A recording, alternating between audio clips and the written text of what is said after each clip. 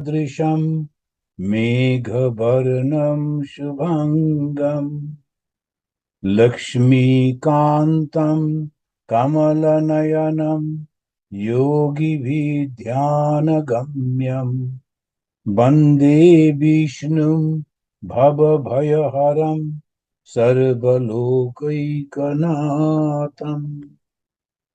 সমস্ত লোকের যিনি নাথ, সর্বলোকৈকনাথম।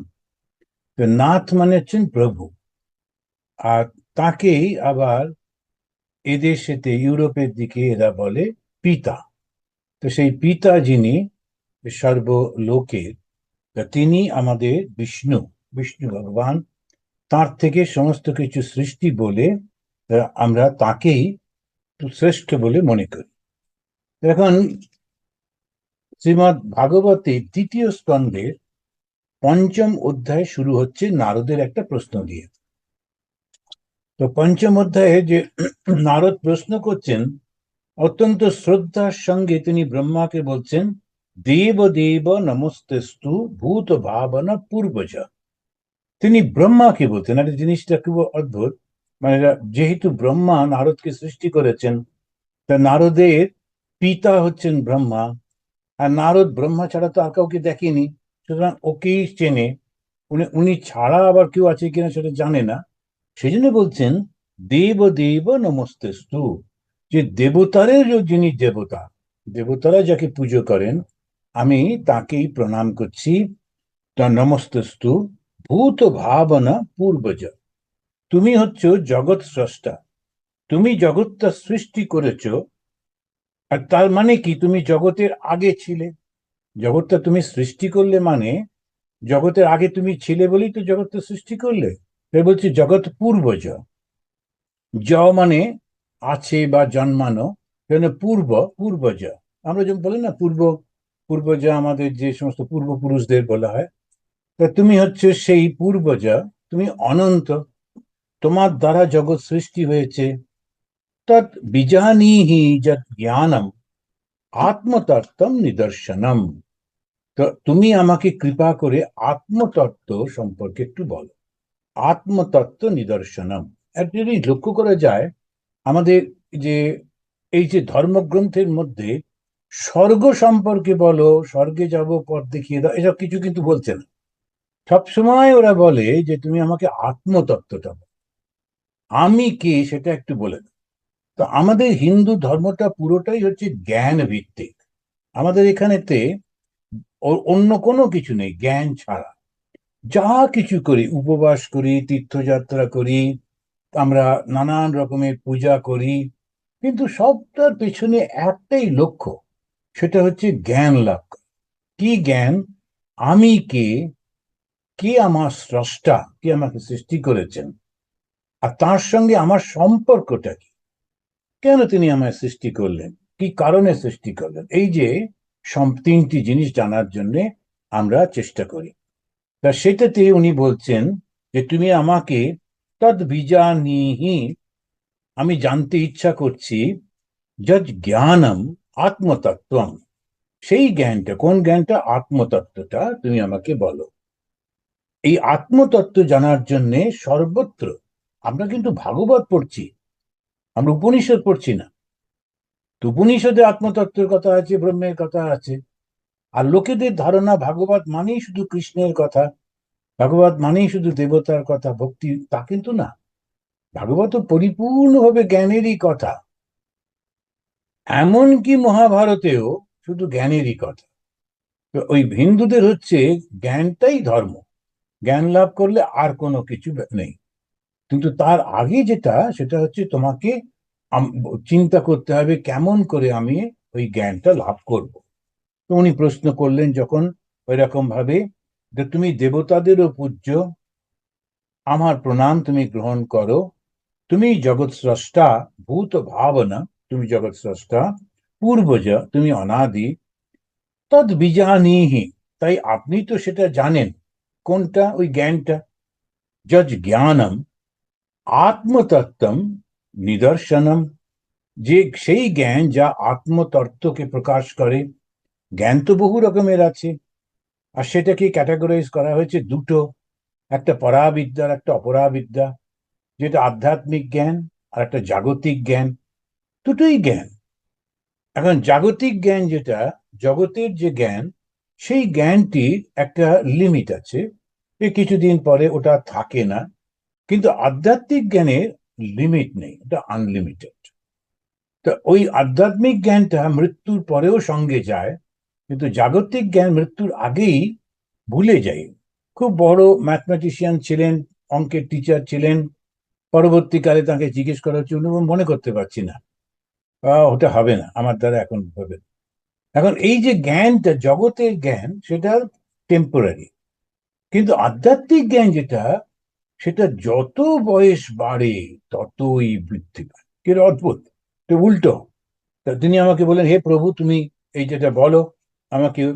এরপরেই তিনি ভগবানকে খুব সুন্দর করে একটা বলছেন, যে পরপর এই যে 2 নম্বরে তিনি বলছেন, এই যে জগৎটা যে প্রকাশিত হয়েছে, এই জগৎটা যার উপর আশ্রয় করে আছে, যিনি সৃষ্টি করেছেন, যার মধ্যে বিলয় হবে, এই জগৎ যার অধীন, এর স্বরূপটা কি? ইনি কে? এই জগৎটার পরপর উনি বলে যাচ্ছেন, জগৎটা প্রকাশিত হয়েছে বা সৃষ্টি হয়েছে। এই জগৎ যেটাকে আশ্রয় করে আছে, যার উপরে সে নির্ভর করে রয়েছে। আমাদের এই যে মনটা রয়েছে, কিভাবে রয়েছে? আশ্রয় করে রয়েছে। কাকে আশ্রয় করেছে? চিন্তাটাকে আশ্রয় করেছে। কোন চিন্তাটাকে আশ্রয় করেছে? যেগুলো আমরা জানি, আগে আমাদের অভিজ্ঞতা হয়েছে, সেই চিন্তাগুলোকেই আশ্রয় করেছে। লক্ষ্য করে দেখুন, এটাকে বলে আশ্রয়, যার উপরে নির্ভর করে সে বেঁচে আছে। তা মনটা আশ্রয় করেছে কোনটা? আমার চিন্তাগুলো। আর যখন এই ইউরোপে বেড়াতে গেলাম, দেখছিলাম সেই মানুষগুলো চিন্তাগুলো অন্য, আমাদের মতো চিন্তা করছে না। কতগুলো জিনিস কমন, খিদে পেয়েছে খাবো, তারপরে দেখতে যাব, ছবি তুলবো, এগুলো কতগুলো কমন আছে। কিন্তু বাকি চিন্তা কিছু কিছু একটু অন্য রকমের হচ্ছে। কেননা ওর সমাজটা আলাদা, আমাদের সমাজটা আলাদা। এই যে সবাই বিয়ের আগে ওই যে দেখে যে ঠিক ঠিক মিলছে কিনা, কেন দেখে? কারণ বিয়ে তো শুধু একটা পুরুষ আর নারীর না, দুটো সংস্কৃতি। বিয়ে যখন হয় দুটো সংস্কৃতি, দুটো সংস্কৃতি সম্পূর্ণ বিপরীত হলে তখন দুজনেই খুব অসহায় হয়ে পড়ে। কিছুদিন একলা বেশ ভালো লাগছে, ঘুরছে, তারপরেতে খুব অসহায় হয়ে পড়ে। আর তো কেউ নেই, সাপোর্ট নেই তো। এ যখন ওখানে যাচ্ছে কিছু বুঝে উঠতে পারছে না, ও যখন এখানে আসছে কিছু বুঝে উঠতে পারছে না। এখন সেই জন্যে ওই ধারণ করে যে আছে, ওটা খুব গুরুত্বপূর্ণ। তুমি তুমি যে আশ্রয়, যার ওপরে নির্ভর করছে, সেটা কে? তো তিনি আবার ওর মধ্যে তো বিলীন হয়ে যাচ্ছে, সৃষ্টিটা আবার চলেও যাচ্ছে। তো কার মধ্যে এটা, এই স্বরূপটা তুমি আমাকে বলো। এটা তিনি বলবার পর তারপরে বলছেন, ভূত, ভবিষ্যৎ, বর্তমান, এই 3 কালের প্রভু হচ্ছেন আপনি। ও ব্রহ্মাকে বলছে।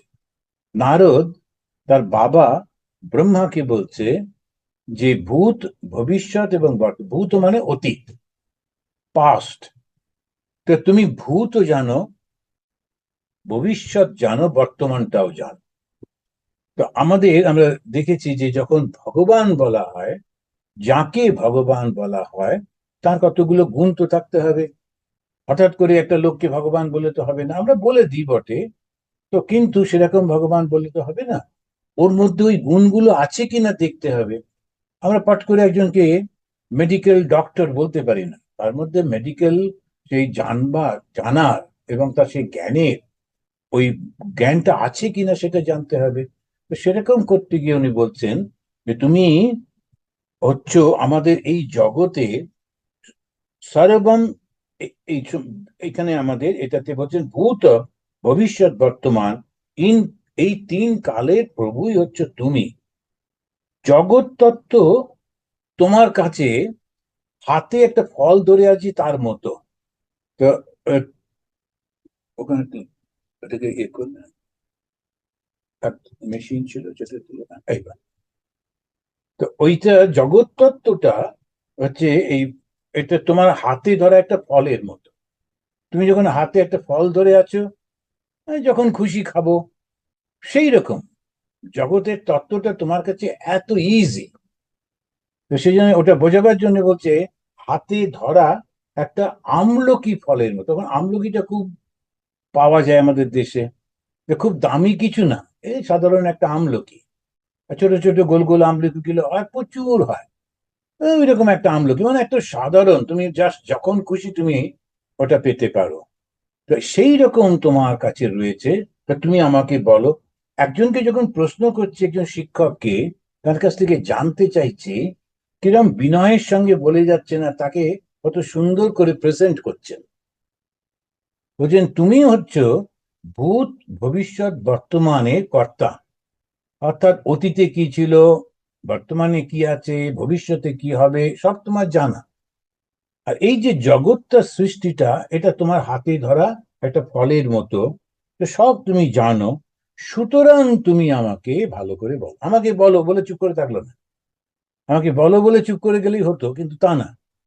ওনাকে বলে দিচ্ছেন যে তুমি কিন্তু সবকিছু জানো, সুতরাং আমি বলবো না বা জানবো না এরকম বললে হবে না।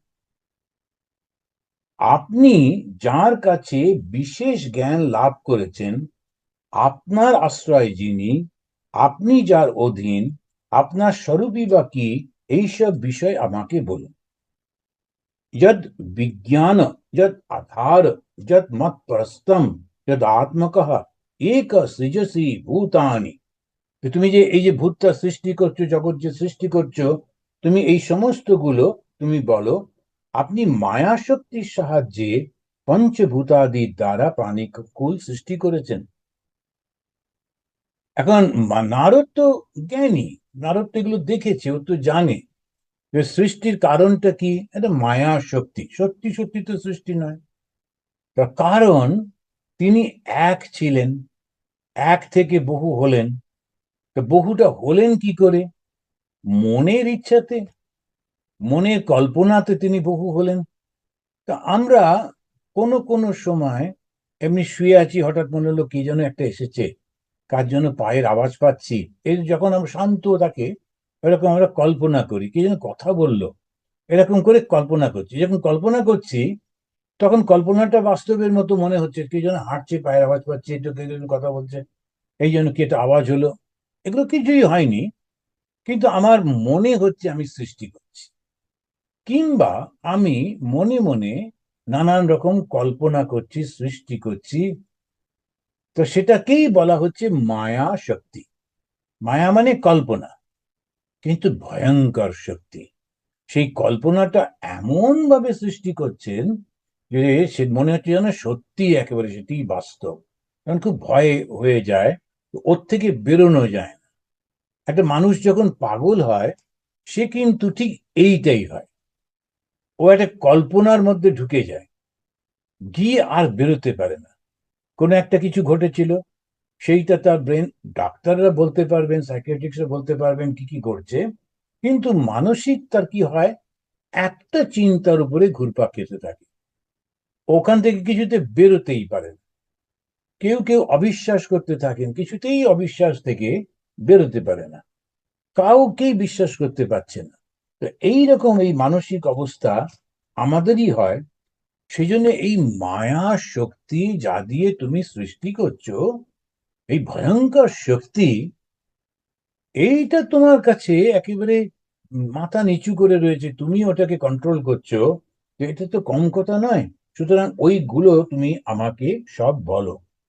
আর তারপরে উনি বলছেন, এই যে জগৎ যখন সৃষ্টি হচ্ছে, তো তোমার দ্বারা তো আমি কিছু যেটা দেখছি, যে তুমি ছাড়া আর তো কোনো কিছু নেই।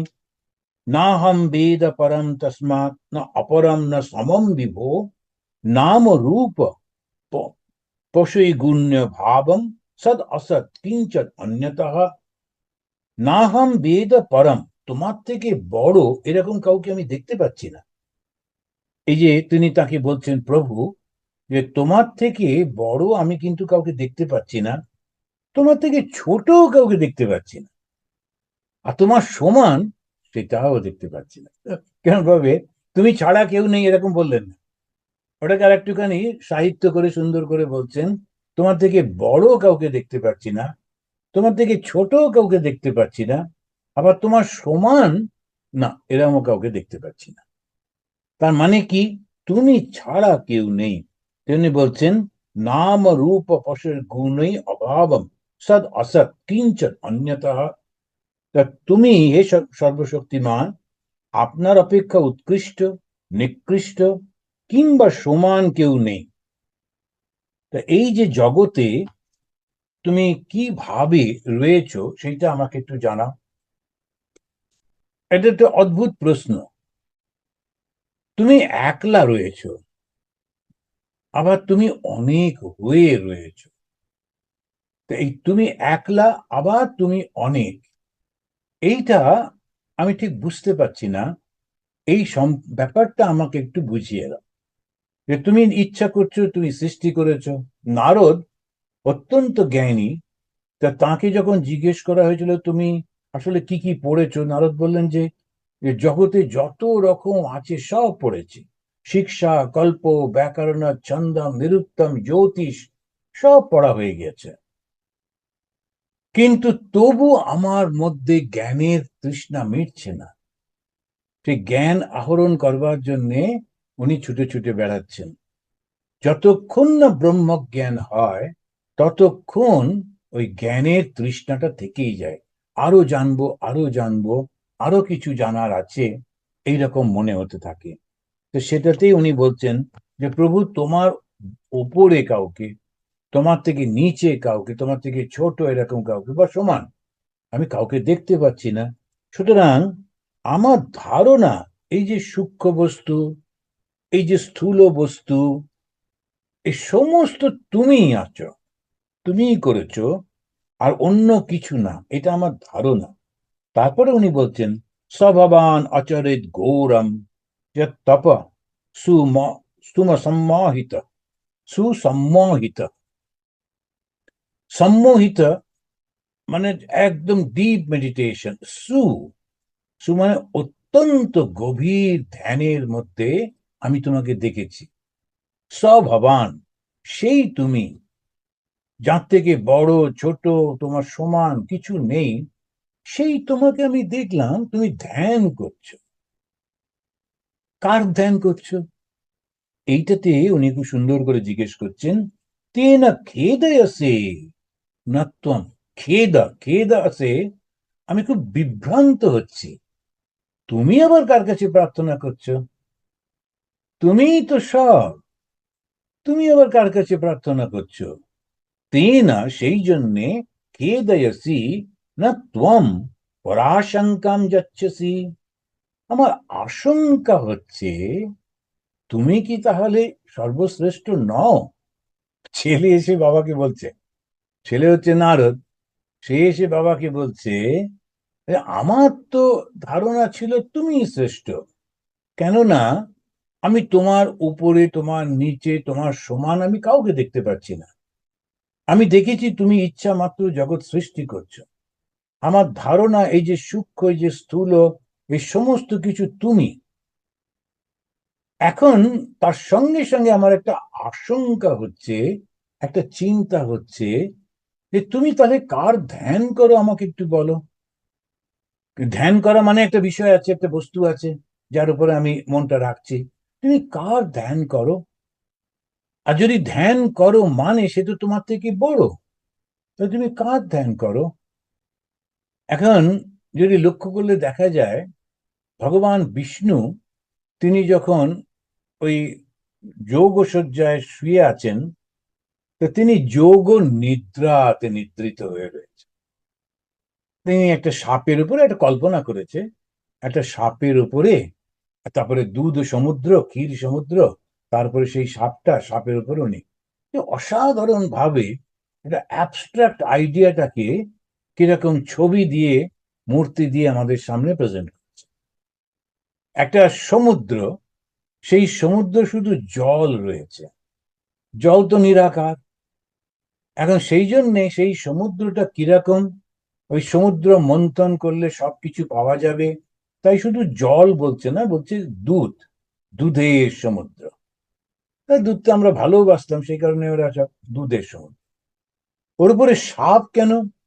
কেননা যোগ বলে, যোগযুক্ত মানে তো সাপে, সাপটা যেহেতু এঁকে বেঁকে চলে, যখন শক্তিটা নিচে থেকে ওঠে, মূলাধার থেকে শক্তিটা যখন উঠতে উঠতে সহস্রারে আসে, তখন সেটা এঁকে বেঁকে চলে, তখন সেইটাকে সাপ বলা ঠাকুরের, শ্রীরামকৃষ্ণদেবের কথার মধ্যে রয়েছে। তো সেই জন্য এই সাপটা বিশাল বড় একটা সাপ, ওই সাপের উপরে ভগবান বিষ্ণু শুয়ে আছেন, ধ্যান করছেন না কিন্তু, ভগবান বিষ্ণু কিন্তু ধ্যান করছেন না ওইটা, কেননা উনি আবার কার ধ্যান করবেন? তো তিনি তো সব। আমি যখন কারো ধ্যান করছি, অর্থাৎ আমার উপরে কেউ একজন রয়েছেন যার উপরে আমি মনটা দিচ্ছি। ভগবান শ্রীরামকৃষ্ণ দেব তিনি সমাধিস্থ হতেন, অর্থাৎ তার স্বস্বরূপে ফিরে যেতেন। যতক্ষণ তিনি সাধনা করছিলেন ততক্ষণ ধ্যান করতেন, তারপরেতে তার কিন্তু আর ধ্যান লাগছে না, তিনি একটু কোনো কিছু হলেই সমাধিস্থ হচ্ছেন। কথামৃতে বারবার আছে, এই সমাধি প্রাপ্ত হওয়া মানে নিজের স্বরূপেতে ফিরে যাওয়া, নিজের জায়গাতে ফিরে যাওয়া, নিজের ভাবের মধ্যে ফিরে যাওয়া। তারপরে আবার আসা, এসে আবার ওই নাটকটা করা। এই নাটকটা যে খুব ভালো লাগছে তা না, কিন্তু ওটা করতে হবে, সেই জন্য করছেন। কিন্তু ফিরে যাচ্ছেন মাঝে মাঝে নিজের জায়গায়, আর সেখানে খুব আনন্দ হচ্ছে তার। তো আমরা যারা এই দেশে বিদেশে কাজ করে, আমাদের যারা ছেলেরা, যারা ইন্ডিয়ান, তাদের কথা বলছি, ওরা যখন দেশে যায় খুব আনন্দ করে বলে, মহারাজ এবারে দেশে যাচ্ছি, ইন্ডিয়ায় যাচ্ছি কিছু কিছু বলে, বেশিরভাগ লোক বলে দেশে যাচ্ছি। তো এখন এই যে দেশে যাচ্ছি মানে কি, এটা কি বিদেশ? বলে অবশ্যই এটা বিদেশ, কিন্তু ওর পকেটে আমেরিকান পাসপোর্ট। যখন ওকে দেখানো হচ্ছে, ওর ভেতরে লেখা রয়েছে সিটিজেন অফ আমেরিকা, আর আমেরিকান পাসপোর্টটা নেওয়াতে 192টা কান্ট্রিতে ওর ভিসা লাগছে না, সেটা সব ঠিক আছে, কিন্তু বলছে আমি দেশে যাচ্ছি। কেন কি? ওইটা ওর ভালো লাগার জায়গা, ওখানে জন্মেছি, ওখানকার মানুষজন, ওখানকার কথাবার্তা, ওখানকার সমস্ত এনভায়রনমেন্ট একটু আরো পরিষ্কার পরিচ্ছন্ন, আর একটু ভালো শিক্ষিত মার্জিত হলে ভালো হতো, কিন্তু তবু ভালোবাসি। এখন যিনি ওই আত্মজ্ঞানী, তারও সেই দশা।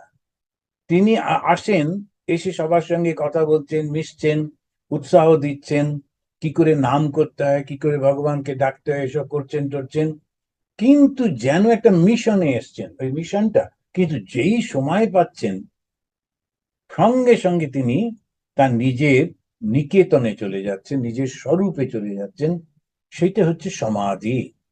তো এইখানেতে উনি বলছেন, তুমি কিন্তু তা করছো না, তুমি সমাধিতে যাচ্ছ না, তুমি ঘোর তপস্যা করছো। সেখানে উনি বলতে গিয়ে বলছেন, সুসমাহিত অচরবৎ, অচরদ ঘোরম ইয়ৎ তপঃ। অচরত মানে আচরণ করছো, ঘোরম কঠিন, তপঃ তপস্যা। তুমি আবার তপস্যা করছো, তপস্যা মানে কি? কোনো একটা বস্তুকে পাওয়ার জন্য একাগ্র ভাবে সাধন করা। যখন কেউ পরীক্ষা পাশ করতে চাইছে, সে সব কিছু বন্ধ করে দিয়ে খুব পড়াশোনা করে, তো আমরা বলি একেবারে তপস্যা করছে। কোনো কিছু একটা করছে, সে হয়তো কোনো আবিষ্কার করবে, তো সে ল্যাবরেটরিতে কাজ করছে দিনের পর দিন, ওখানেই ঘুমিয়ে পড়ে, ওখানেই থাকে, তপস্যা করছে। তপস্যা মানে একাগ্রতার সঙ্গে কোনো কিছু প্রাপ্ত হবার চেষ্টা। তো সে নারদ ব্রহ্মাকে বলছেন, আচ্ছা তাহলে তুমি এত ঘোর তপস্যা করছো কেন?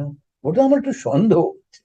তুমি তো সর্বশক্তি, তুমি তো সব কিছু, তোমার আবার তপস্যার কি দরকার? তুমি কাকে ডাকো, সেটা সন্দেহ প্রকাশ করছে। এখন যিনি শ্রেষ্ঠ, তাকে যদি সন্দেহ প্রকাশ করি, সেজন্য গুরুর ওপরে কখনো সন্দেহ করতে নেই, সন্দেহ প্রকাশ করতে নেই, ওই জন্য গুরুর খুব কাছাকাছিও থাকতে নেই।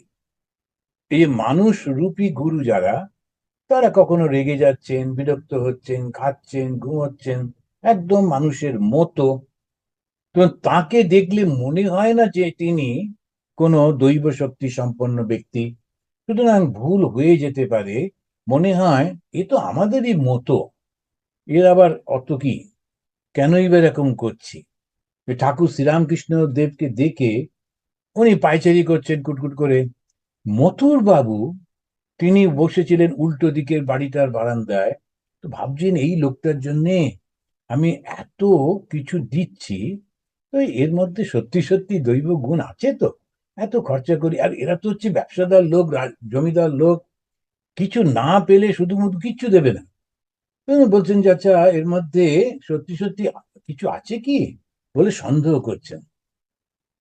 যেই সন্দেহটা মনের মধ্যে এসে, ওর কপালও তেমনি, ভগবান শ্রীরামকৃষ্ণদেব তো, তো উনি সঙ্গে সঙ্গে দেখছেন যে রামকৃষ্ণদেব হেঁটে যাচ্ছেন একদিকে শিব, আবার যখন ফিরে উল্টো দিকে আসছেন তখন কালী।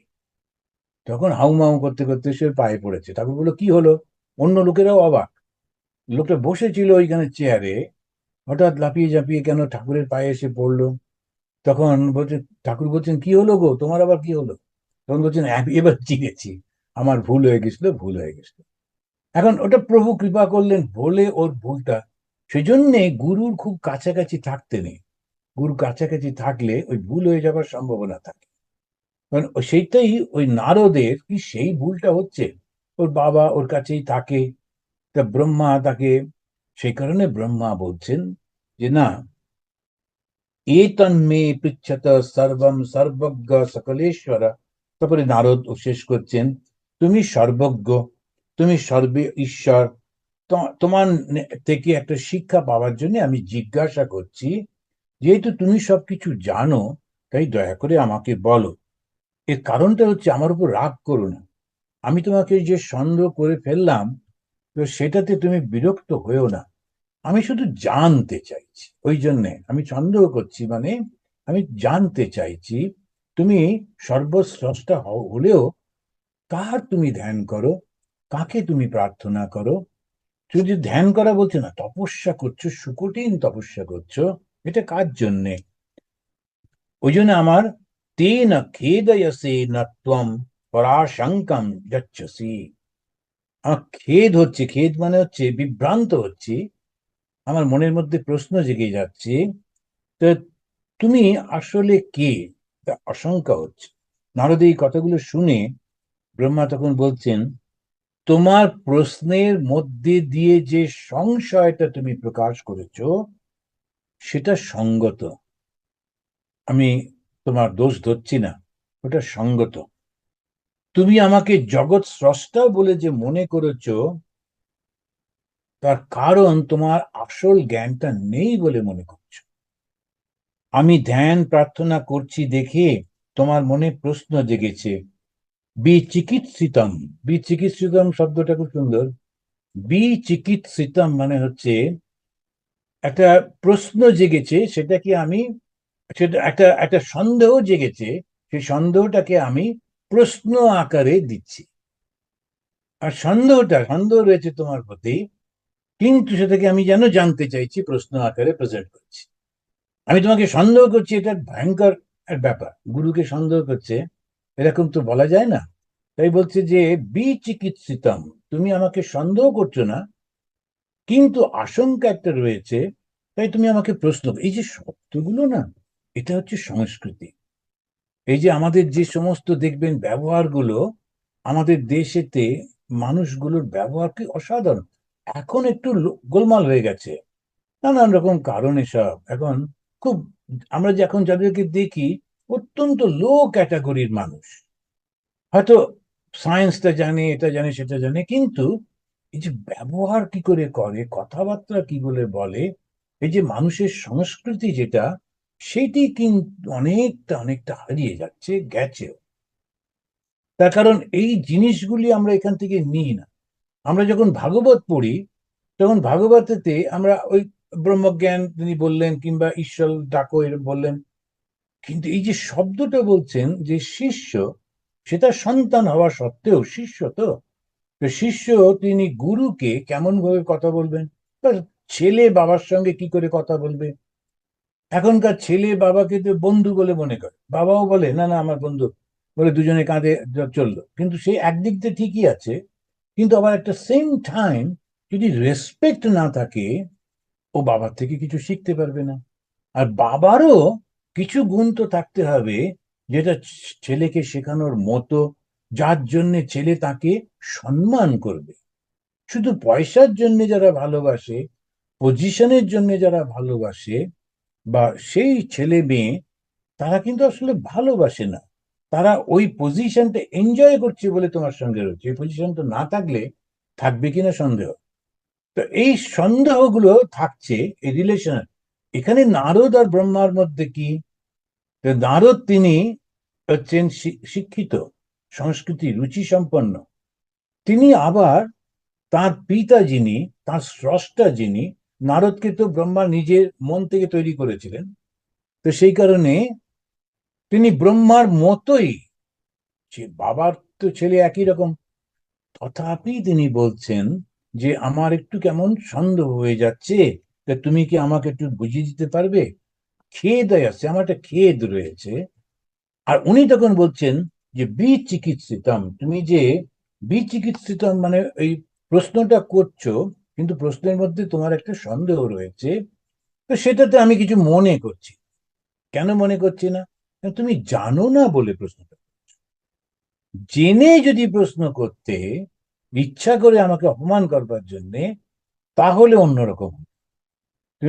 তুমি সর্বশ্রেষ্ঠ বলে মনে করছো, ঈশ্বর বলে মনে করছো, আবার সঙ্গে সঙ্গে তোমার মনের মধ্যে একটা সন্দেহ আসছে। এই সন্দেহটাকে আমি দোষ হিসেবে দেখছি না। কেন দোষ হিসেবে দেখছি না?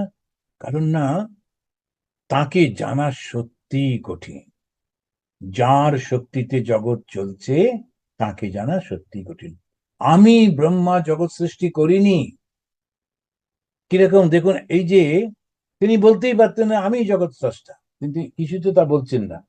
তখন বলছেন যে তুমি এই যে জিজ্ঞেস করেছো, এটা আমি মোটেই খারাপ মনে করিনি। তার কারণ তোমার প্রশ্নের মধ্যে দিয়ে তুমি মিথ্যা বলনি। এতক্ষণ যে কথাগুলো বলছিল, যে তুমি জগতের স্রষ্টা, তোমার উপরে কেউ নেই, তোমার নিচে কেউ নেই, তোমার সমান কেউ নেই, এগুলো বানিয়ে বানিয়ে বলছে তা কিন্তু না। তাকে বলে চাটুকারিতা। চাটুকারিতা হচ্ছে এমন ভাবে এসে বলবে, স্যার আপনার মতো আর কেউ নেই, আপনার মতো আর কেউ নেই। কিন্তু এই চাটুকারিতা, যারা, ভগবান শ্রীরামকৃষ্ণ ওদের দু চোখে দেখতে পারতেন। যখন জমিদার সে বসে আছে, কিছু লোক আসছে, তারা সোনার গয়না টয়না নিয়ে, তখন জমিদার বলছে না এটা কত দাম, ওই হিরেটা কত দাম। আবার কিছু লোক এলো ধান নিয়ে, ধানের সমস্ত স্যাম্পল নিয়ে এসছে, চালের স্যাম্পল, কাপড়ের স্যাম্পল। সারাদিন ধরে লোকেরা আসছে, কারণ জমিদারি তো কিনবে, ছোট ছোট মানুষরা কত কিনবে। তো সেই জমিদার বলছেন, দেখছেন, ঠাকুর বসে বসে সব লক্ষ্য করছেন যে ও কি কি করছে। তারপরে উনি বলছেন, আচ্ছা তুমি একটা জিনিসও কিনবে না, তো সারাক্ষণ এই লোকগুলোকে তুমি ডেকে ডাকছো কেন, আর ওদের সঙ্গে এরকম ভাবে শুধু শুধু কথা বলছো কেন? তখন বলছে বলছি, সব লোক চলে যাবার পর তখন জমিদার বলছে, তুমি তো বুঝবে না, জমিদারি রাখতে গেলে একটু দেখাতে হয় যে আমি কিনতেও পারি নাও পারি, কিন্তু কিনবো না। তবু সারাদিন ধরে আমার কাছে লোকেরা রয়েছে, আসছে যাচ্ছে, এসব যদি না হয়, একদম ফাঁকা হাঁ করে বসে আছি, আমি কিরাম জমিদার? লোকেরা সম্মান দেবে না, ওই জন্য লাগিয়ে রাখতে হয়। তো যারা সংসারী লোক, ওরা ওরা জানে এটা একটুখানি সব নানা রকমের লাগিয়ে রাখতে হয়, তা না হলে সম্মান পাওয়া যায় না। তো ওই রকম তখন ব্রহ্মা বলছেন, না তুমি সেরকম চাটুকারিতা করনি। তুমি হে ব্রহ্মা, তুমি সর্বশ্রেষ্ঠ টেষ্ট বললেন তো, বলবার পর বলছেন আমার একটু সন্দেহ হচ্ছে। না, তুমি চাটুকারিতা করনি, তুমি সত্যি সত্যি তোমার প্রশ্নটা জেগেছে। দেখুন, একটা সন্দেহ করছে ছেলে, কিন্তু তথাপি তিনি রাগ করছেন না, তার কারণ ও জেনুইন। এইটা হচ্ছে কালচার। এই কালচারটা আমরা ভুলে যাচ্ছি, তার কারণ আমরা দুর্বল হয়ে গেছি। কেউ এসে যেই জিজ্ঞেস করছে আপনার এই কাজটা সম্পর্কে, আমার একটু ডাউট আছে, সঙ্গে এই ওকে বন্দি করো। হ্যাঁ, বলে তাকে সঙ্গে, যেহেতু আমার ক্ষমতা আছে ওকে বন্দি করে রাখো, ওই জন্য বেরোতে না পারে। এরকম তো হওয়া উচিত না। এটাতেই উনি বলছেন। তারপরে উনি তখন বলতে গিয়ে বলছেন, আমরা এখানে দেখছি,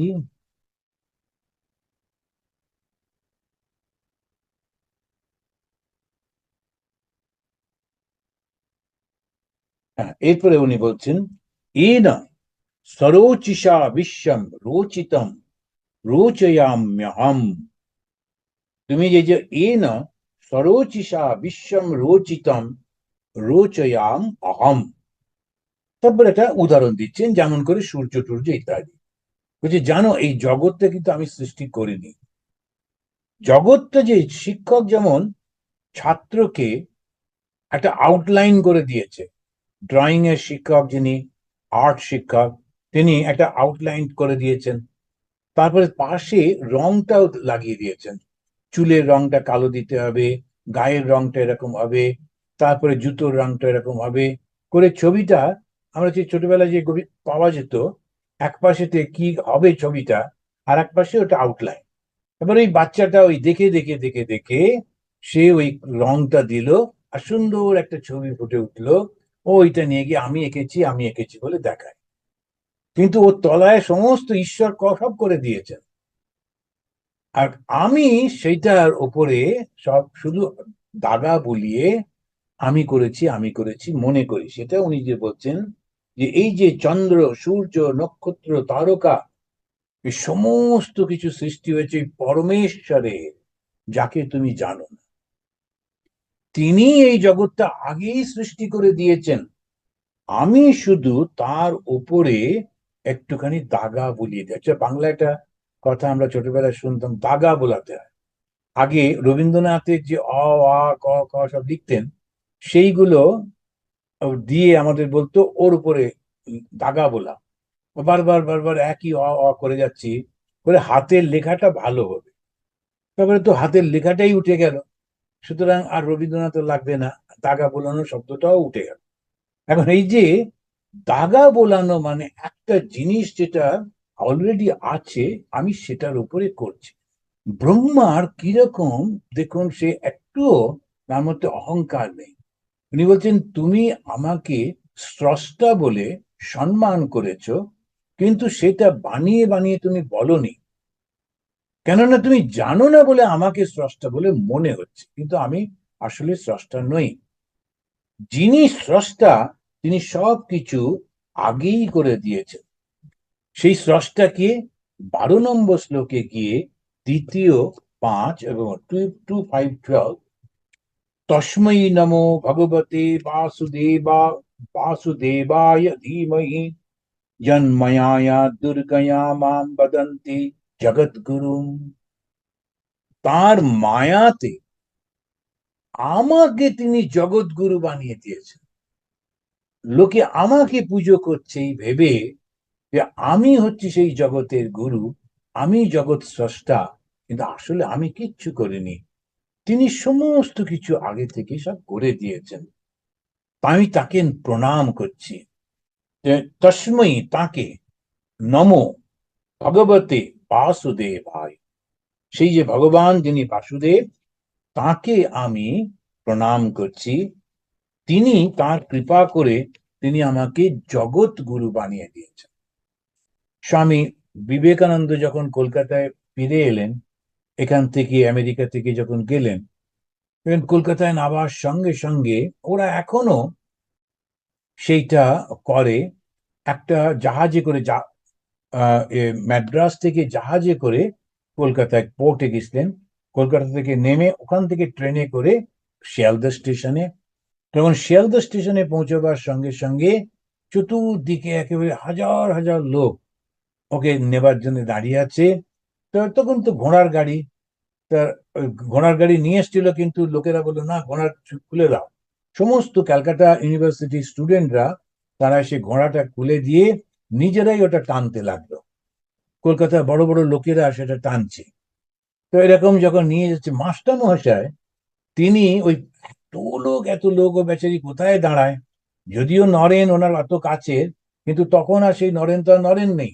মাস্টারমশাই ঢুকতে পারছেন না ভিড়ের মধ্যে, দূরে দাঁড়িয়ে দেখছেন। ওর মধ্যে মাস্টারমশাইকে দেখে স্বামীজি তাকে গ্রিট করলেন। খুব ইচ্ছা ছিল ওকে বোধ হয় গাড়িতে তুলবেন, আর সময় হলো না লোকজনের মধ্যে। তখন ওরা তো আর ওকে চেনে না, সুতরাং এবারে যখন ওরা জয় দিচ্ছে, বিবেকানন্দজি কি জয়, তখন থামিয়ে দিয়ে বলছেন, এই খবরদার আমার নাম জয় দিও না। কেননা এই কলকাতার মাটিতে যে ধুলো আছে না, এই ধুলো দিয়ে হাজার হাজার বিবেকানন্দ যিনি সৃষ্টি করতে পারেন, সেই ভগবান শ্রীরামকৃষ্ণ, তিনি আমাকে দিয়ে তার কাজটা করিয়েছেন। আমার কোনো কৃতিত্ব নেই এর মধ্যে। এই হচ্ছে ঠিক ঠিক আত্মজ্ঞানী। কেন, তার মধ্যে অহংকার লেশ মাত্র নেই। অহংকার থাকলে সে কখনো ঈশ্বর লাভ করতে পারে না। তিনি ওখানে বললেন যে না, আমার এর মধ্যে কোনো সম্পর্ক নেই, কেননা আমি শুধু দাগা বুলিয়ে গেছি।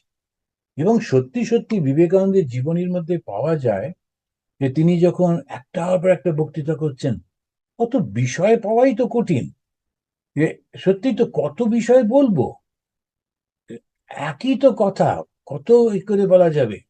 প্রত্যেকে বলে মহারাজ নতুন একটা টাইপ দিন।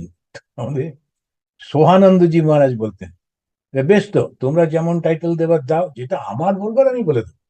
তো ওরা নানান রকমের টাইটেল দিত, খুব ক্যাচি সব নাম টাম দিয়ে, কিন্তু উনি গিয়ে যা ঠাকুরের কথা বলবেন ওটা বলে। ওই রকম এইরকম ভাবেই সমস্ত কিছু, একই তো সৃষ্টি কত। কিন্তু বিবেকানন্দ যখন ঘুমোচ্ছেন, ঠাকুর এসে ওনাকে বক্তৃতা শুনে শিখিয়ে দিয়ে যেতেন।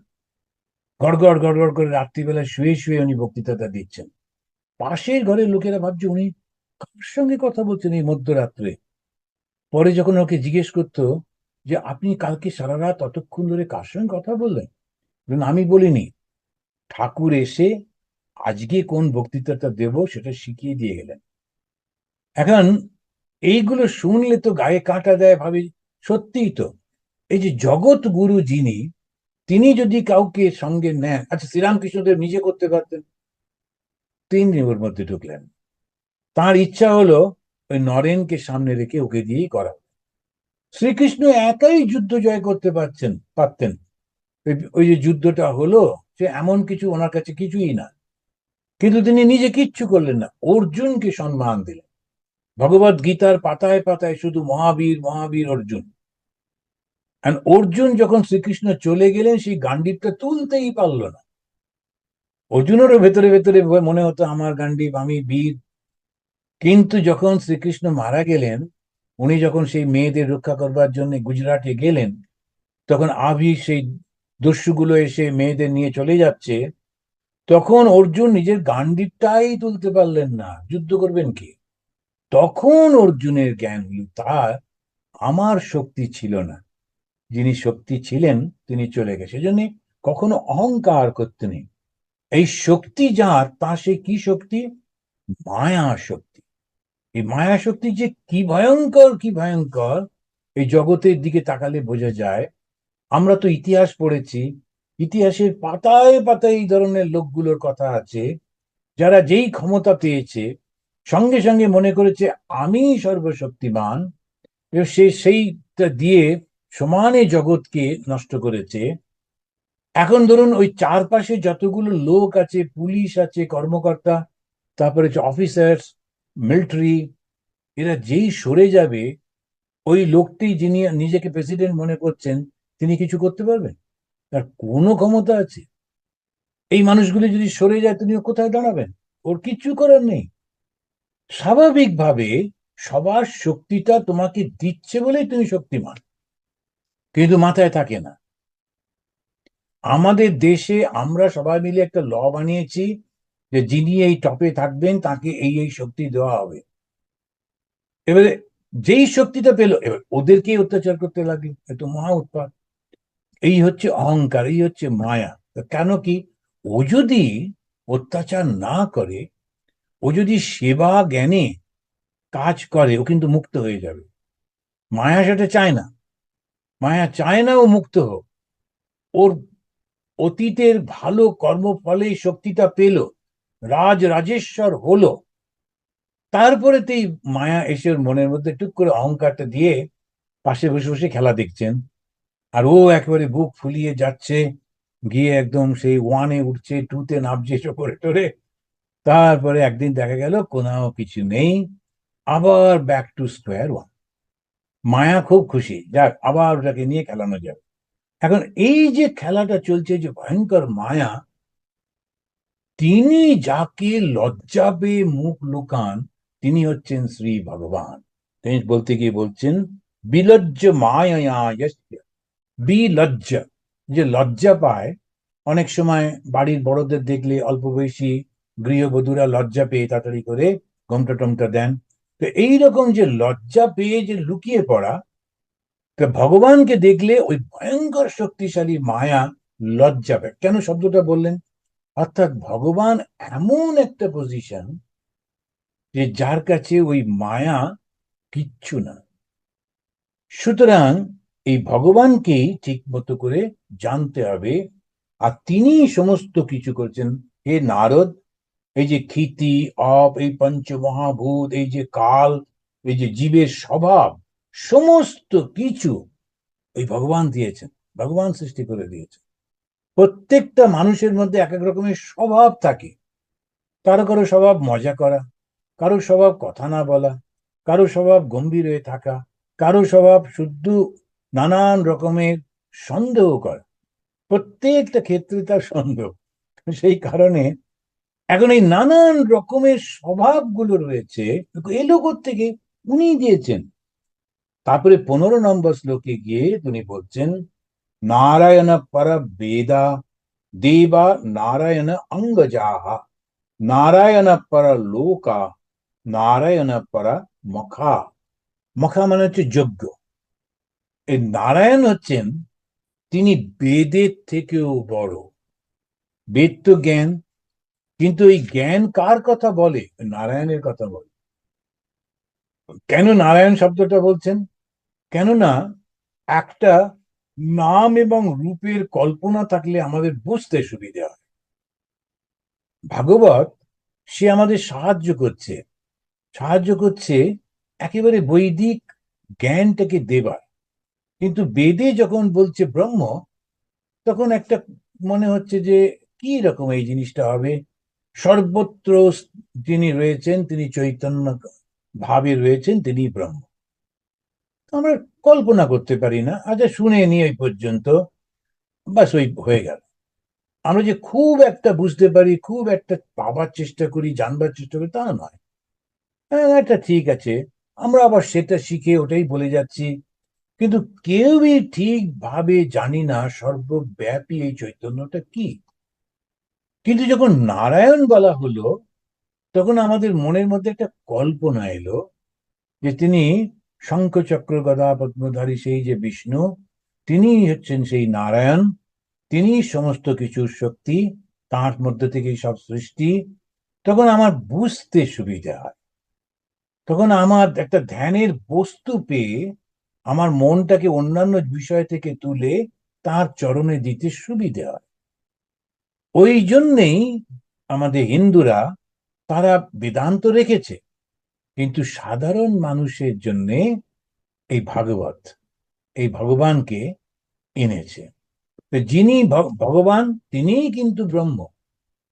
কিছু কিছু লোক তারা মানতে চায় না। তারা মনে করে যে না, ব্রহ্ম এবং ভগবান আলাদা, নানান যুক্তি তৃপ্তি দেয়।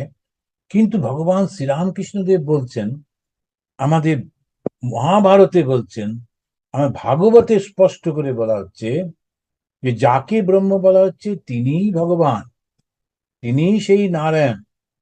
ভগবান শ্রীরামকৃষ্ণদেব আবার এক পা এগিয়ে এসে বললেন, তোমরা যাকে ব্রহ্ম বলো আমি তাকে কালী বলি। মা কালীকে নিয়ে তো ভীষণ সমস্যা। এমন এক দেবী, একটু ফর্সা হলে তবু আমরা মেনে নিই, যদিও আমাদের নিজেদের গায়ের রংটা অতটা নয়, তবু আমরা ফর্সা লোক ভালোবাসি। আবার মাকে এমন কুচকুচে কালো রং দিয়েছে, তো সেটা একটা মুশকিল। তারপরে আবার কাপড় নেই, তারপরে একটা মালা গলাতে যেটা দিয়েছেন সেটা ফুলের মালা না, নরমুণ্ড। এরপরে হাতে একটা খড়গ। এরপরে বলছেন মা বলে ডাক, বলছে মহা মুশকিল, আর কাউকে পেলে না। সুতরাং হিন্দুরাও খুব কনফিউজ। আর সেই সুযোগ নিয়ে এক ধরনের যে প্রচারক, তারা বলল যে তোমরা এমন বোকা, এই ভয়ঙ্কর মহিলাকে। তখন আমাদের তথাকথিত শিক্ষিত যারা, তারা বলতে লাগলেন যে নিচ জাতির মহিলা, বোঝো।